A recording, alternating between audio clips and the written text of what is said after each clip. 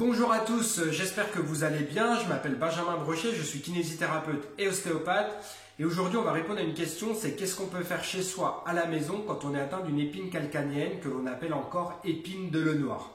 Avant toute chose, je vous invite à vous abonner à ma chaîne et à également appuyer sur la petite cloche de notification pour avoir tout simplement mes prochaines suggestions vidéo. Alors d'abord, qu'est-ce que c'est que l'épine calcanéenne et pourquoi est-ce que l'on en a une ?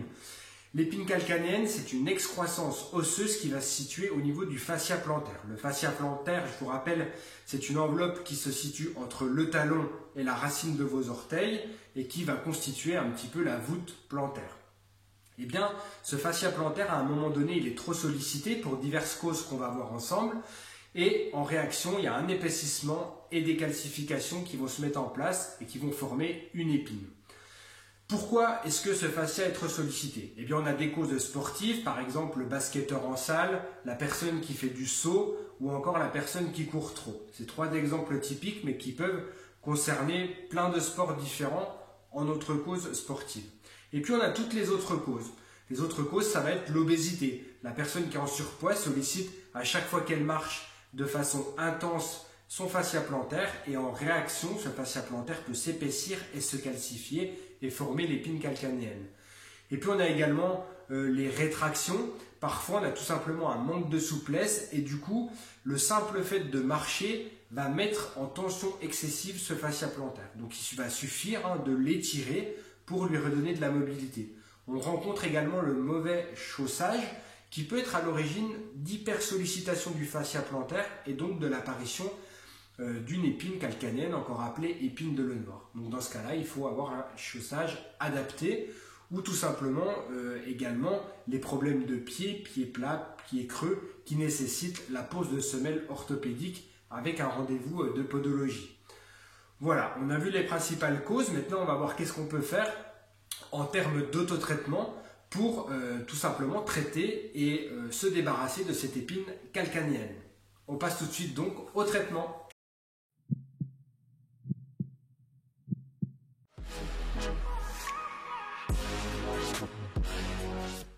Alors, avant de commencer les grands principes du traitement, il y a une recommandation, c'est de glacer la zone 20 minutes plusieurs fois par jour pour en diminuer l'inflammation et les douleurs. Alors, la première technique de traitement que je veux vous présenter, c'est une technique d'automassage qui va permettre de masser l'ensemble du fascia plantaire pour lui redonner un maximum de mobilité et donc de diminuer les tensions qu'on a aux alentours de l'épine calcanéenne qui se situe ici. Alors tout à l'heure, je vous parlais du fascia plantaire. Le fascia plantaire, c'est une enveloppe plate qui s'insère sous la peau de la base de vos orteils jusqu'au niveau du talon. Et au niveau du talon, on va avoir des tractions trop importantes de ce fascia plantaire pour les différentes causes que je viens d'évoquer. Et du coup, le fascia, pour se défendre en quelque sorte, va se calcifier. Sauf qu'en se calcifiant, il va former une sorte d'épine qui va être douloureuse au niveau de l'appui du pied sur le sol et ça va entraîner une douleur à chaque fois que vous posez votre talon. Pourquoi est-ce que la calcification se fait typiquement au niveau du talon? Parce que c'est une zone d'hypercontrainte par rapport aux autres zones d'insertion. C'est ici que ça tire le plus et c'est donc ici que ça va se calcifier. En technique de massage, vous pouvez utiliser différents baumes. Là, c'est un baume à l'arnica, mais vous pouvez utiliser un baume camphré, sachant que l'épine est quand même assez profonde et que les produits actifs n'auront pas un grand intérêt. Ici, c'est vraiment la technique, la réalisation du massage qui va être intéressante. Donc, vous pouvez mettre un produit, un corps gras pour que ça soit plus simple, tel qu'un baume, comme je viens de vous le présenter. Et là, il va falloir aller chercher dans le sens de la plante du pied sur des manœuvres profondes, de là jusqu'au talon, tout le fascia plantaire. Manœuvre globale avec tous les doigts de la main. Et puis petit à petit, vous allez pouvoir aller de façon un petit peu plus spécifique avec un seul doigt. Comme ceci. Vous pouvez masser également au pourtour de l'épine.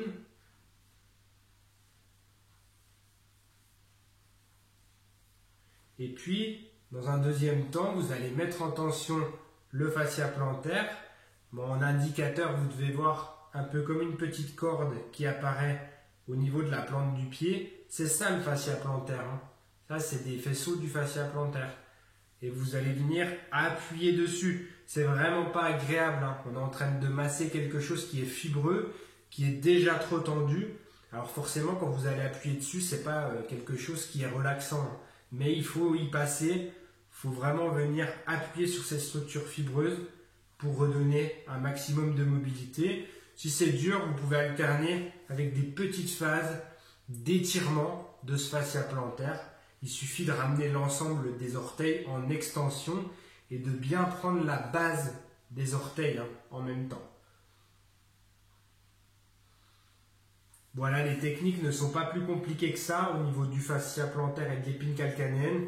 Il faut vraiment venir masser et détendre au maximum la plante du pied dans le sens longitudinal, mais vous pouvez également dans une deuxième technique le masser dans le sens transversal. Ça permet une détente qui est un petit peu différente et complémentaire. Donc là, vous prenez pouce à pouce et vous écartez de chaque côté comme ceci. Donc pour des repères plus simples, hein, vous pouvez commencer au niveau du talon et vous remontez en direction des orteils. Donc là, ça devient un petit peu plus compliqué de mettre le fascia en tension et de masser en même temps. Mais vous pouvez faire comme ça ici. Et après, vous pouvez refaire vos techniques longitudinales comme ça. Voilà pour les techniques de massage manuel. C'est-à-dire avec les mains. On va voir dans une deuxième partie qu'on peut le faire également avec une balle.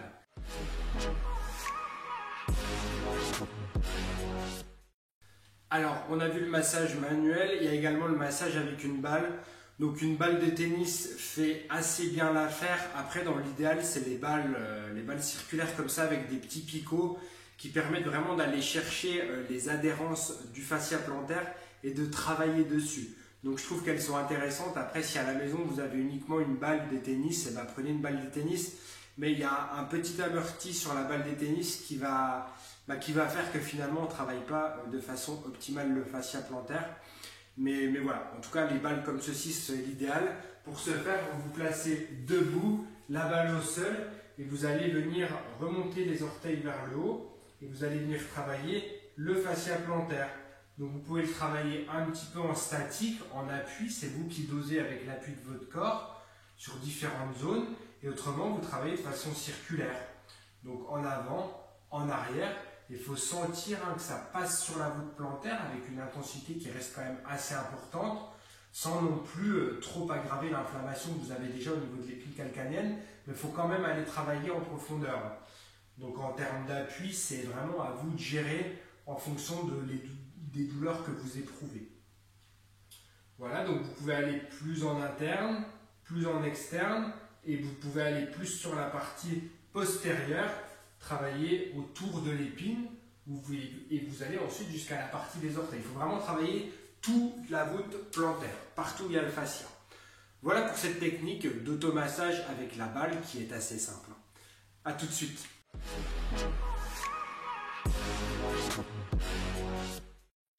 Alors, on vient de voir qu'on pouvait agir sur l'épine calcanéenne avec des techniques d'automassage, que ce soit avec nos mains ou avec une balle de tennis ou balle spécifique de massage que je viens de vous présenter. Mais ces techniques-là ne vont pas suffire. Il va falloir également agir sur tout l'appareil musculaire qui est mis en jeu. Et l'appareil musculaire qui est mis en jeu, c'est les ischio-jambiers et les muscles du mollet. Je dis les muscles du mollet parce que le mollet, c'est ce qu'on appelle le triceps sural. Et il y a deux grands groupes musculaires qu'on va devoir étirer. Les muscles plutôt charnus, qu'on appelle les gastrocnémiens, et également le solaire, qui est un muscle très fibreux, partie basse du mollet, qui lui va être très important de venir étirer. Ces muscles-là, ils sont souvent trop courts quand on a une épine calcanéenne ou encore quand on a une fascite plantaire. La fascite plantaire, c'est l'inflammation du fascia plantaire qui peut, bien entendu, accompagner l'épine calcanéenne.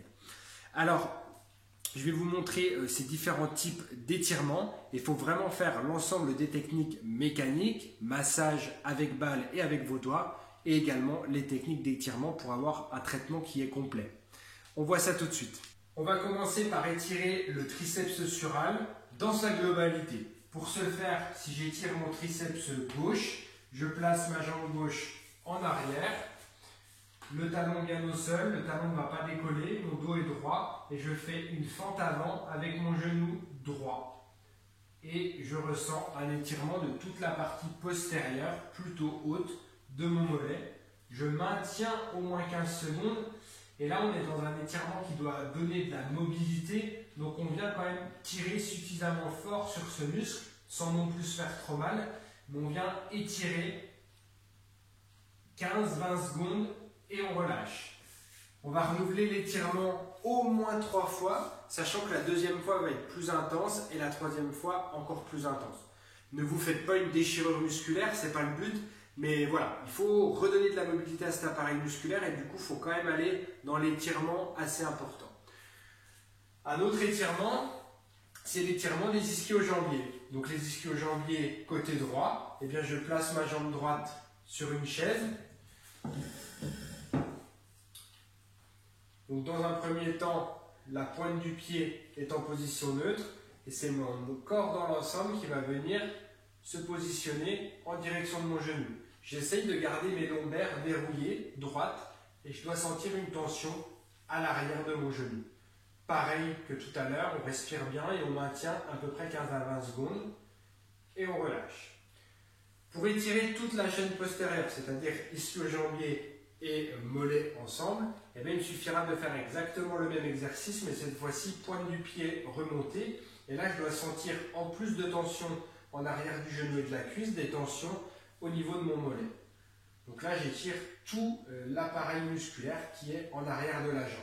Très important d'étirer toute cette chaîne musculaire postérieure. Pareil, on tient au moins 15 à 20 secondes et on renouvelle 3 fois l'étirement. On voit ensemble l'étirement du solaire, ce muscle qui se situe en arrière du mollet, plutôt sur la partie basse.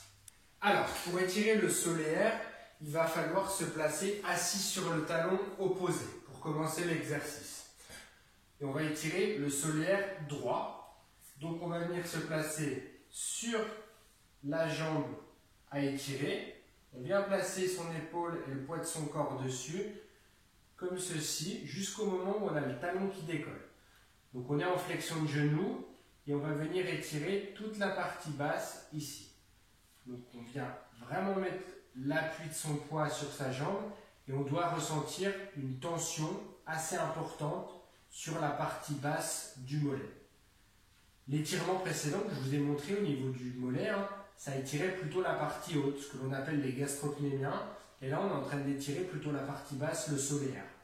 Il faut vraiment étirer ces deux groupes musculaires pour avoir un résultat optimal au niveau de l'étirement de ce muscle. Et on relâche. Je vous redécompose le mouvement. On s'assoit sur son talon côté gauche.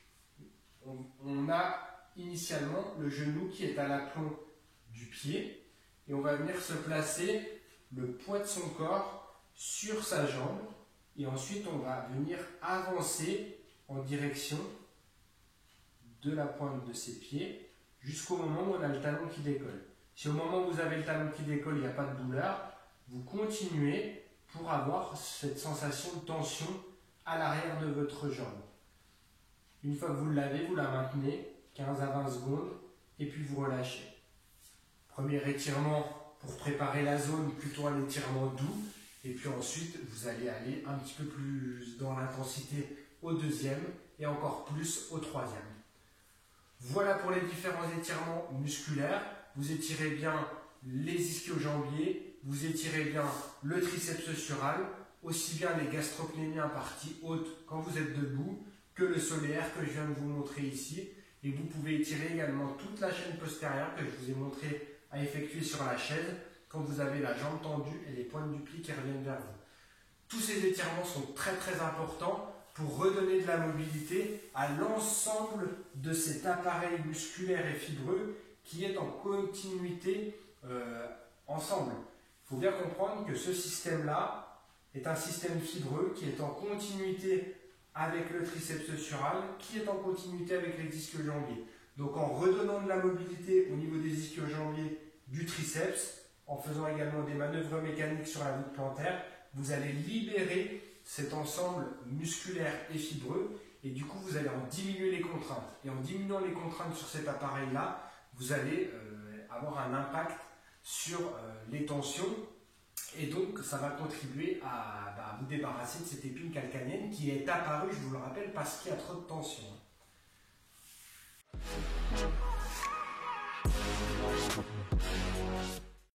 Alors, j'espère que vous avez bien compris les principes du traitement que je viens de vous exposer. Je vous les rappelle, le but c'est de détendre au maximum le tissu musculaire qui est impliqué et au maximum le tissu fibreux qui l'est également. Donc le tissu fibreux, on le détend avec les techniques de massage mécanique avec la balle ou avec les doigts, et puis le tissu musculaire avec les étirements que je viens de vous montrer. Parfois, toutes ces techniques, eh bien, elles ne suffisent pas, il faut aller un petit peu plus loin. En technique un petit peu plus loin, il y a les semelles orthopédiques qui sont faites par des podologues. Et ces semelles, elles ont un petit trou en regard de l'épine calcanéenne. Elles vont vous permettre de ne plus avoir ou de moins avoir les douleurs à l'appui. C'est-à-dire que quand vous allez marcher, finalement, vous n'allez plus avoir le contact du sol parce que vous avez une semelle dans laquelle il y a un petit trou et du coup qui va vous permettre d'esquiver l'appui au niveau de l'épine calcanéenne. Donc si vous avez une épine calcanéenne depuis longtemps, je vous conseille de faire ces semelles-là qui vont vous permettre d'avoir moins de douleur. Après, il y a plein de traitements différents qui sont également très efficaces. Il y a les ondes de choc en kinésithérapie qui permettent d'aller désagréger l'épine. C'est assez efficace. Après, ça ne dispense pas de faire tous les traitements que je vous ai donnés et de faire un traitement également en kinésithérapie qui va vous permettre de redonner de la mobilité. On a également d'autres techniques qui peuvent être utilisées. Personnellement, je ne les utilise pas, mais il y a les ultrasons et des techniques en cabinet qui peuvent être également effectuées, cabinet de kinésithérapie.